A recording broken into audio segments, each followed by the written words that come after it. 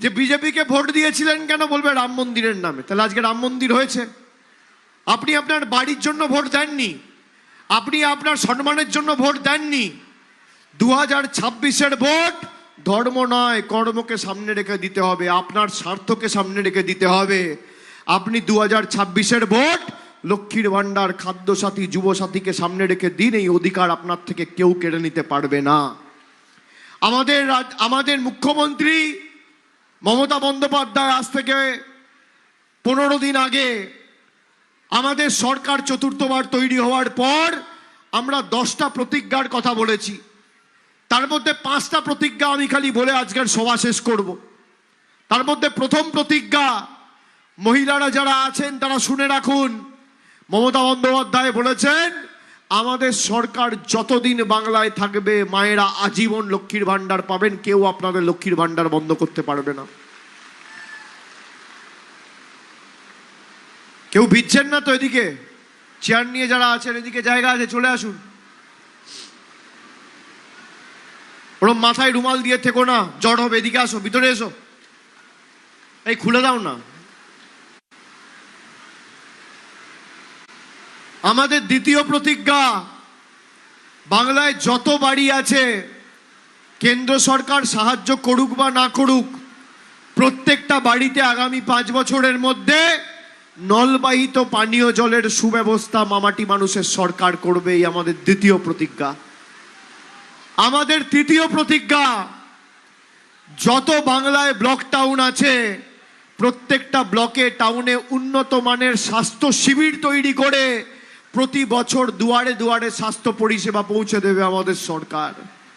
আমাদের চতুর্থ প্রতিজ্ঞা, যত বয়োজ্যেষ্ঠ প্রবীণ নাগরিক আছেন যারা বার্ধক্য ভাতার ফর্ম ফিল আপ করেছিলেন বা আগামী দিন করবেন, সরকার চতুর্থবার তৈরি হবে, রাজীব তির্কি জিতবে, তার হাত ধরে কুমারগ্রামে যত বয়োজ্যেষ্ঠ প্রবীণ নাগরিকরা আছেন সবাই বার্ধক্য ভাতা পাবেন।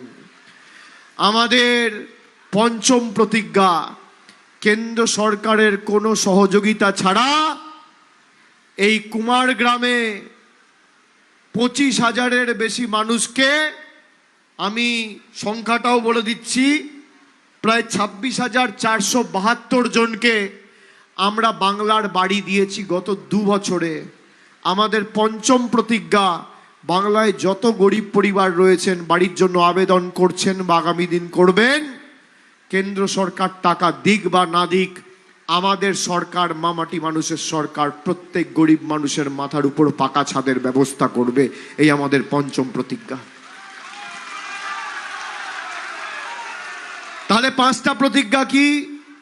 1 হচ্ছে আজীবন লক্ষ্মীর ভাণ্ডার, 2 হচ্ছে প্রত্যেকটা বাড়িতে নলবাহিত পানীয় জল, 3 হচ্ছে দুয়ারে দুয়ারে স্বাস্থ্য শিবির, 4 নম্বর হচ্ছে বার্ধক্য ভাতা, আর 5 সবার জন্য বাড়ি। এই হচ্ছে আমাদের সরকারের প্রতিজ্ঞা এবং অঙ্গীকার।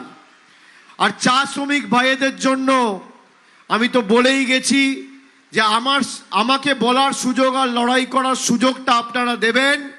আপনাদের পাশে থেকে একদম এই 2022-এর মালবাজারের সভা থেকে শুরু করে, আপনাদের সবার লেবার ডিপার্টমেন্ট থেকে আইডি কার্ড থেকে শুরু করে, চা সুন্দরীতে বাড়ি পাট্টা থেকে শুরু করে ক্রেশ, সব কিছু আমাদের সরকার করেছে। আগামী দিন আপনাদের মজুরি বৃদ্ধি যদি হয়, তৃণমূলের সরকারই করবে, তৃণমূলের সংগঠনই করবে। এই বিনোদ মিঞ্জরা আছে, আমরা সবাই মিলে লড়াই করে করব। আমি আরেকবার আপনাদের সকলের কাছে আমার আবেদন রাখব, আমার ভাতৃপ্রতিম, এখানের ভূমিপুত্র, মানুষের সর্বক্ষণের কর্মী, আমার আপনার কুমারগ্রামের প্রার্থী, তৃণমূলের প্রার্থী, জোড়াফুলের প্রার্থী, মামাটি মানুষের প্রার্থী, সবার প্রার্থী রাজীব তির্কিকে ঘাসের উপর জোড়া ফুল চিহ্নে ভোট দিয়ে বিপুল বিপুল বিপুল ভোটে জয়যুক্ত করতে হবে। আর আজকে যে ভালোবাসা আপনারা দিয়েছেন, ভালোবাসা ফেরানোর কাছে তো আমার একটাই সুযোগ, আমি উন্নয়নের মাধ্যমে ফেরাতে পারি। কিন্তু উন্নয়ন করতে গেলে আমাকে সুযোগ দিতে হবে, রাজীবকে জেতাতে হবে। রাজ্য